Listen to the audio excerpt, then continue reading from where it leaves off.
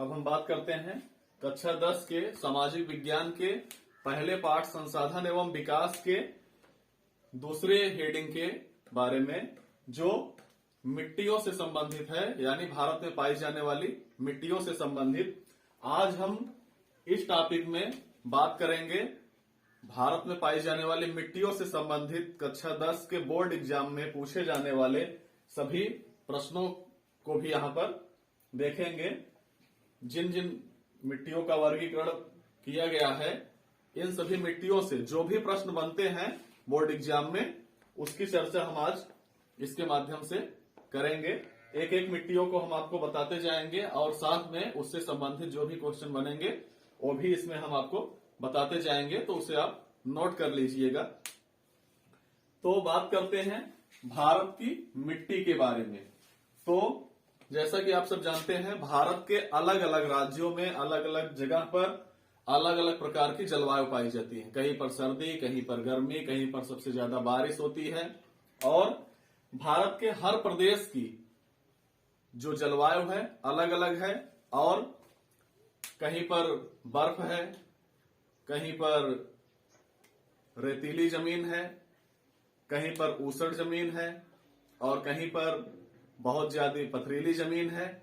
तो इस प्रकार भारत में सैल के स्वभाव, सैल जो अग्नेय सैल, अवसादी सैल, रूपांतरित सैल, तो इन सैलों के प्रभाव और जलवायु के प्रभाव से भारत की मिट्टियों का वर्गीकरण कई प्रकार से किया जा सकता है।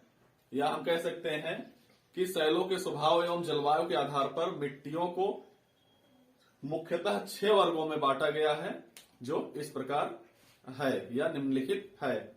लेकिन मिट्टियां 7 प्रकार की हैं, लेकिन मुख्य रूप से 6 प्रकार की मिट्टियां हैं।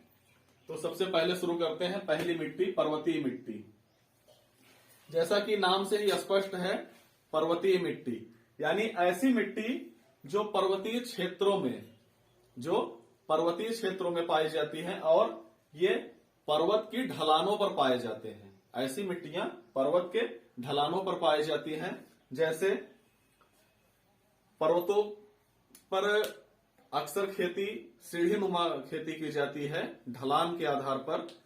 जैसे जैसे ढलान है उस हिसाब से धीरे धीरे नीचे की तरफ खेती की जाती है। जैसा कि असम में चाय की खेती, उत्तराखंड में। तो पर्वतों के नीचे वाले भाग में जो खेती की जाती है, वहां की मिट्टी को पर्वतीय मिट्टी कहते हैं। हिमालय के पर्वतीय भाग पर पथरीली क्षेत्रों में ये मिट्टियां पाई जाती हैं, और इस मिट्टी में चूने की मात्रा ज्यादा होती है, या कह सकते हैं कि चूना युक्त मिट्टी अधिकतम होती है। और ये मिट्टी दक्षिणी भाग में, देहरादून में और असम में थोड़ी थोड़ी मात्रा में या थोड़े क्षेत्रों में पाई जाती है। इस मिट्टी में चाय की खेती मुख्य रूप से की जाती है, और इसमें सूखे मेवों की खेती अच्छी होती है। और यदि सिंचाई की सुविधा हो सके तो इसमें गेहूं, चावल आदि फसलें भी उगाई जा सकती हैं। तो पर्वतीय मिट्टी से जो प्रश्न बनेगा कि पर्वतीय मिट्टी कहां पाई जाती है, तो पर्वतीय क्षेत्रों में, पर्वतों की ढलानों पर पर्वतीय मिट्टी पाई जाती है। और क्वेश्चन बन सकते हैं इसमें कि पर्वतीय मिट्टी में सबसे मुख्य रूप से कौन सी फसल उगाई जाती है, तो उसके लिए हमें लिखना होगा कि मुख्य रूप से चाय की फसल उगाई जाती है। और इसमें पर्वतीय मिट्टी में किसकी मात्रा अधिक पाई जाती है, तो पर्वतीय मिट्टी में चूना की मात्रा अधिक पाई जाती है। और यदि सिंचाई की सुविधा हो सके तो इसमें धान, गेहूं आदि फसलें भी उगाए जा सकते हैं। तो यह रहा पर्वतीय मिट्टी। अब दूसरा, जलोढ़ मिट्टी। जलोढ़ मिट्टी जैसा कि नाम से ही स्पष्ट है कि जलोढ़ यानी ऐसी मिट्टी जो जल के द्वारा, जिसका निर्माण जल के द्वारा होगा। आप कहेंगे कि जल के द्वारा कैसे होगा, तो जल के बहाव के द्वारा, तो सिंधु नदी तंत्र, हिमालय नदी तंत्र और ब्रह्मपुत्र नदी तंत्र, इनके किनारे जलोढ़ मिट्टी पाई जाती है और इनका निर्माण जल से जैसे नदियों में बाढ़ आता है तो जल नदियों से बहुत दूर तक बाढ़ आ जाती है तो वहां तक जल चला जाता है, तो जल के साथ साथ मिट्टी भी बहकर जाती है। और जैसा कि आप सब जानते हैं नदियों में बालू की मात्रा अधिक होती है, तो इस मिट्टी में चिकनी और बालू दोनों प्रकार की मिली-जुली मिट्टी जो है वो जलोढ़ मिट्टी है। और जलोढ़ मिट्टी चूंकि नदियों के किनारे पाई जाती है और इसको 2 वर्गों में बांटा गया है।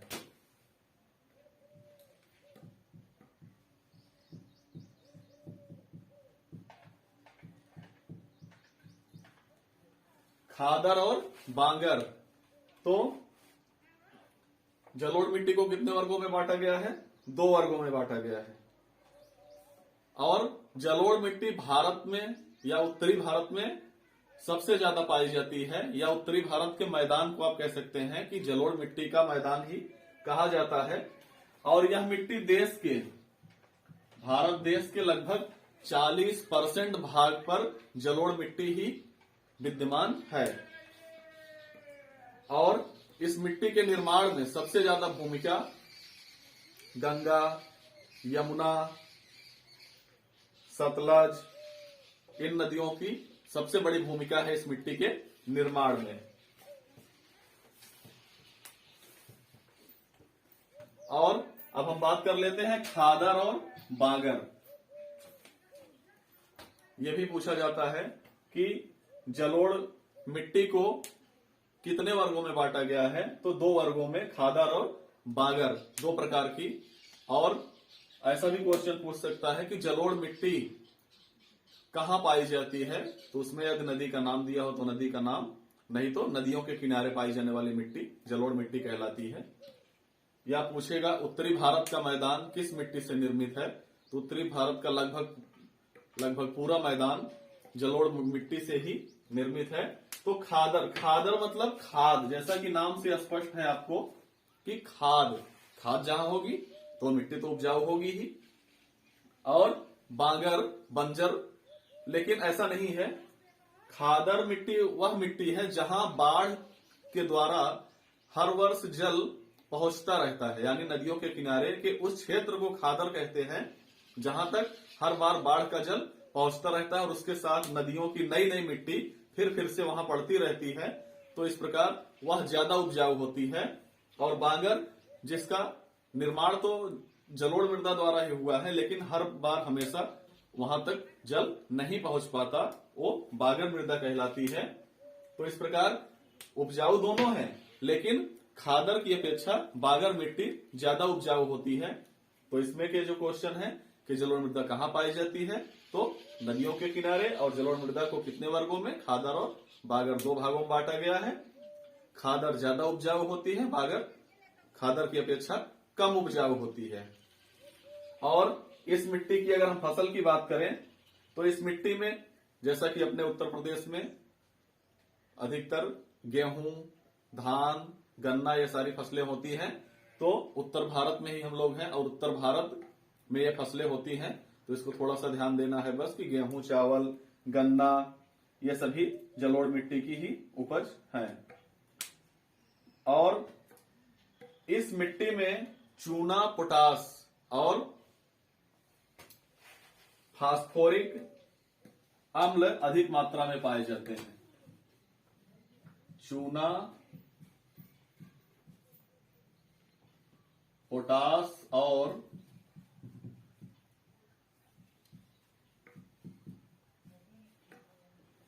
फास्फोरिक अम्ल अधिक मात्रा में पाए जाते हैं। अब बात करते हैं काली मिट्टी की। तो काली मिट्टी से जो भी प्रश्न बनेंगे पहले हम उनको बता देते हैं आप लोगों को। काली मिट्टी को रेंगुर मृदा भी कहा जाता है। काली मिट्टी को रेंगुर मृदा भी कहा जाता है। और काली मिट्टी का निर्माण इस मिट्टी का निर्माण लावा युक्त पदार्थों से हुआ है। लावा युक्त यानी काली मिट्टी का निर्माण लावा युक्त पदार्थों से हुआ है और इस मिट्टी का निर्माण ज्वालामुखी उद्गार के बहकर ठंडा होकर फैलने से उस मिट्टी से हुआ है। यानी जब ज्वालामुखी उद्गार हुआ तो जो भी लावा निकला वह बहकर फैलकर ठंडा हो गया और वही मिट्टी काली मिट्टी के रूप में जानी जाती है। और यदि आपसे यह क्वेश्चन एग्जाम में पूछा जाता है कि सबसे ज्यादा नमी धारण करने की क्षमता किस मिट्टी में होती है, तो उसका आंसर होगा काली मिट्टी। और काली मिट्टी को कपास की मिट्टी के नाम से भी जाना जाता है। ऐसा भी पूछ सकता है क्वेश्चन कि काली मिट्टी को किस और नाम से जाना जाता है। अगर रेंगुर दिया है तो ठीक है, नहीं तो कपास की मिट्टी किसे कहते हैं, तो काली मिट्टी या काली मिट्टी को कपास की मिट्टी कहते हैं। और इस मिट्टी में जैसा कि मैंने बताया नमी धारण करने की क्षमता सबसे ज्यादा काली मिट्टी में ही होती है, इसलिए कम सिंचाई करके भी इस मिट्टी में फसलों को उगाया जा सकता है। और इस मिट्टी में लोहा, फास्फोरस,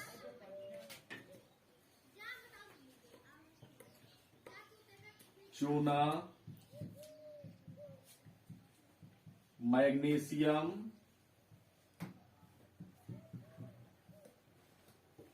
और एल्यूमिनियम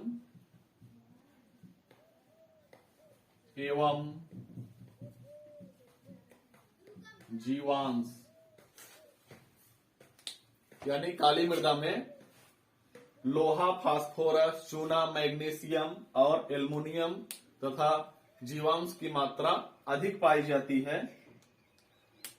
और काली मिट्टी जैसा कि कपास के लिए सबसे महत्वपूर्ण मिट्टी है, इसलिए इसे कपास की काली मिट्टी नाम से भी जाना जाता है। और यह मिट्टी महाराष्ट्र, मालवा, सौराष्ट्र और दक्षिणी मध्य प्रदेश यानी एक बार फिर से काली मिट्टी देखते हैं। काली मिट्टी का निर्माण लावा युक्त पदार्थों से हुआ है। काली मिट्टी को रेगुर मृदा के नाम से जाना जाता है। काली मिट्टी को कपास की काली मिट्टी कहा जाता है। काली मिट्टी में नमी धारण करने की क्षमता सबसे ज्यादा होती है और काली मिट्टी में लोहा, फास्फोरस, चूना, मैग्नीशियम, एल्युमिनियम एवं जीवांश की मात्रा अधिक होती है। और काली मिट्टी महाराष्ट्र, मालवा, सौराष्ट्र और दक्षिणी मध्य प्रदेश में पाई जाती है। और काली मिट्टी का निर्माण लावा के उद्गार होकर बहने तथा मैदानों में फैल जाने से बाद में ठंडा होने पर उसी मृदा से काली मृदा का निर्माण हुआ है। और यह मिट्टी पानी पड़ने के बाद चिपचिपी हो जाती है तथा जब काली मिट्टी सूख जाती है तो उसमें बड़ी बड़ी दरारें पड़ जाती हैं, क्योंकि इस मिट्टी में नमी धारण करने की क्षमता ज्यादा होती है। तो सूखने पर जब इसमें सिकुड़न आता है तो दरारें ज्यादा हो जाती हैं।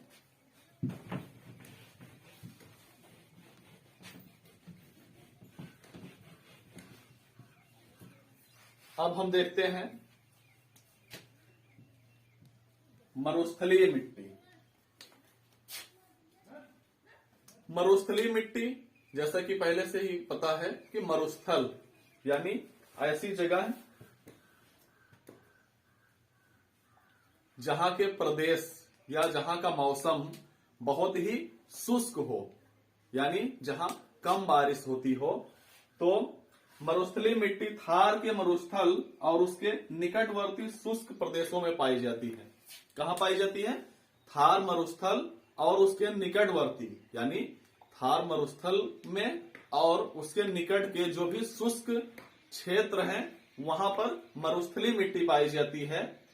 मरुस्थलीय मिट्टी ये इसके कण ज्यादा बड़े बड़े आकार के होते हैं और इसमें नमी धारण करने की क्षमता सबसे कम होती है, क्योंकि इसके कण बड़े होते हैं और जल जल्दी से वाष्पित होकर उड़ जाता है। और इस मिट्टी को स्थानीय भाषा में, स्थानीय भाषा मतलब प्रदेश की अपनी अपनी अलग अलग भाषा में रेह, कल्लर, राकड़,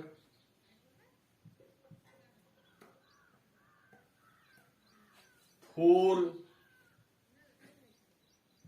और ऊसर, यानी मरुस्थलीय मृदा थार के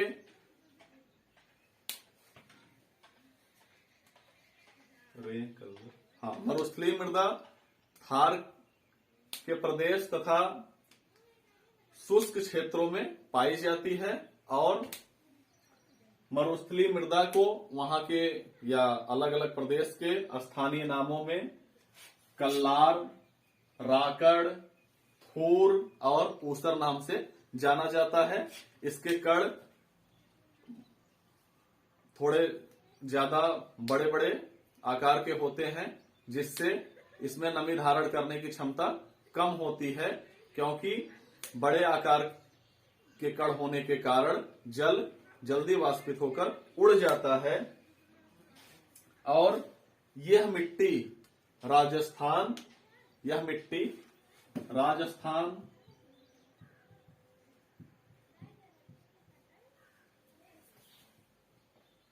गुजरात,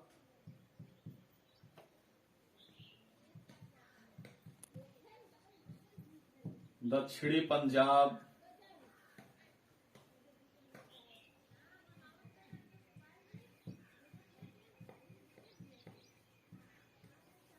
और हरियाणा के कुछ क्षेत्रों में पाई जाती है। इसको आप ऐसे भी याद रख सकते हैं कि मरुस्थलीय मृदा राजस्थान में पाई जाती है और उसके पास में गुजरात है, तो राजस्थान और गुजरात के क्षेत्रों में पाई जाती है। लेकिन उससे सटा हुआ पंजाब और हरियाणा, जिसके कुछ क्षेत्रों में यह मृदा पाई जाती है। और इस मृदा में बाजरे की खेती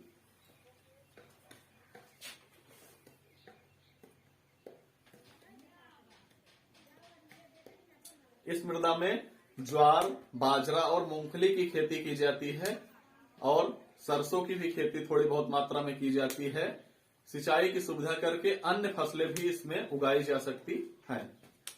तो यदि आपसे क्वेश्चन पूछा जाए कि मरुस्थलीय मृदा कहां पाई जाती है, तो गुजरात, राजस्थान, दक्षिणी पंजाब और हरियाणा के कुछ क्षेत्रों में। और मरुस्थलीय मृदा कहां पाई जाती है?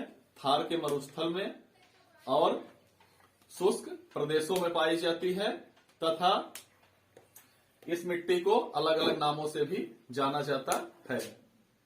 अब हम देखते हैं लाल तथा पीली मिट्टी। लाल तथा पीली मिट्टी, इस मिट्टी का रंग लाल इसलिए होता है क्योंकि इसमें लोहे के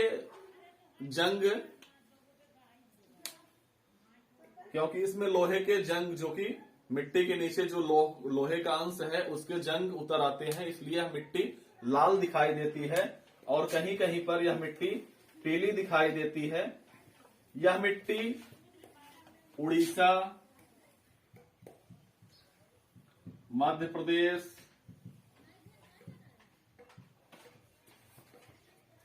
कर्नाटक,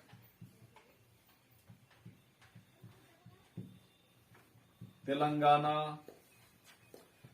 और महाराष्ट्र के कुछ क्षेत्रों में यह मिट्टी पाई जाती है। इस मिट्टी में ज्वार और बाजरा की खेती होती है। तो आप याद रखिए कि लाल तथा पीली मिट्टी, लोहे के कारण इसका रंग लाल दिखाई देता है और यह मिट्टी उड़ीसा, मध्य प्रदेश, कर्नाटक और तेलंगाना में पाई जाती है। इस मिट्टी में ज्वार और बाजरा की फसलें उगाई जाती हैं। लेटराइट मिट्टी, अब हम देखते हैं लेटेराइट मिट्टी। लेटराइट मिट्टी मुख्य रूप से पहाड़ों और पठारों पर पाई जाती है। यानी लेटराइट मिट्टी का रंग लाल भी होता है और पीला भी होता है और इस मिट्टी में कंकड़ और पत्थर की मात्रा अधिक पाई जाती है। लेटराइट मिट्टी में कंकड़ और पत्थर की मात्रा अधिक पाई जाती है। लेटराइट मिट्टी में मैग्नीशियम, नाइट्रोजन और चूने का अभाव रहता है। यानी इसमें मैग्नीशियम, नाइट्रोजन और चूना कम मात्रा में पाया जाता है और यह मिट्टी दक्षिणी पठार, यह मिट्टी दक्षिण के पठार और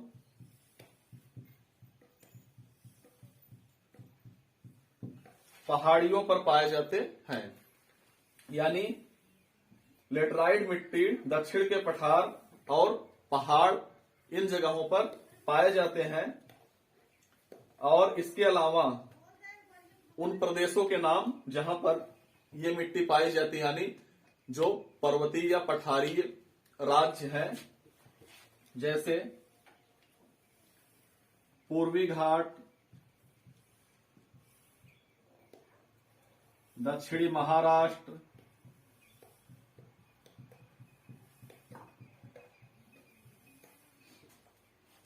उड़ीसा या ओडिशा,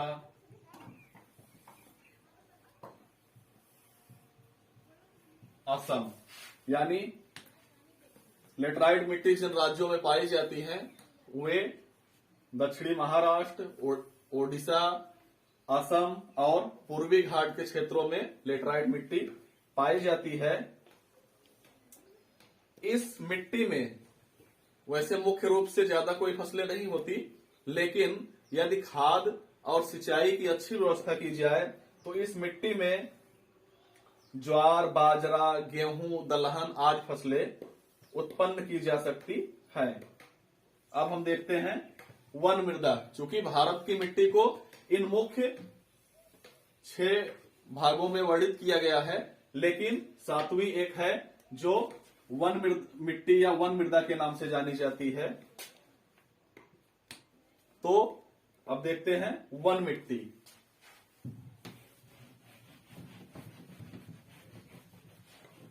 तो वन मिट्टी जैसा कि नाम से ही स्पष्ट है, वन मृदा यानी ऐसी मृदा जो वन या जंगली क्षेत्रों में पाई जाती हो। तो इस प्रकार की मिट्टी भी जो पर्वतीय मिट्टी है, पहाड़, तो वन भी अक्सर पर्वत और पठारों पर ही उगते हैं जंगली क्षेत्रों में। तो यह मृदा पहाड़ी और पर्वतीय क्षेत्रों में पाई जाती है जहां पर पर्याप्त वन उपलब्ध है। यानी जहां पर पेड़ नहीं होंगे, ऐसे पर्वत का क्या मतलब है, तो जहां पर पेड़ ज्यादा मात्रा में होंगे वही वन कहलाएंगे। तो ऐसी मिट्टियां नदी की घाटियों पर पाई जाती हैं और हिमालय के हिमाच्छादित क्षेत्रों पे बहुत ज्यादा मृदा अपरदन होने से जो कंकड़ पत्थर छोटे छोटे टुकड़ों में बंटकर नीचे आ जाते हैं वहां पर होती है। और नदी घाटियों के निचले क्षेत्रों, विशेषकर नदी सोपान आदि में ये मृदाएं पाई जाती हैं जहां पर जलोढ़ पंख, यानी जब छोटे छोटे कंकड़ पत्थर काफी जमा हो जाते हैं तो पानी, नदी का बहाव जो भी पर्वतों से पानी आता है वह जब उनसे होकर गुजरता तो ऊपर से नहीं दिखाई देता, बल्कि वह बीच बीच में से अलग अलग जगह से निकलता है जो पंखे के रूप में दिखाई देता है।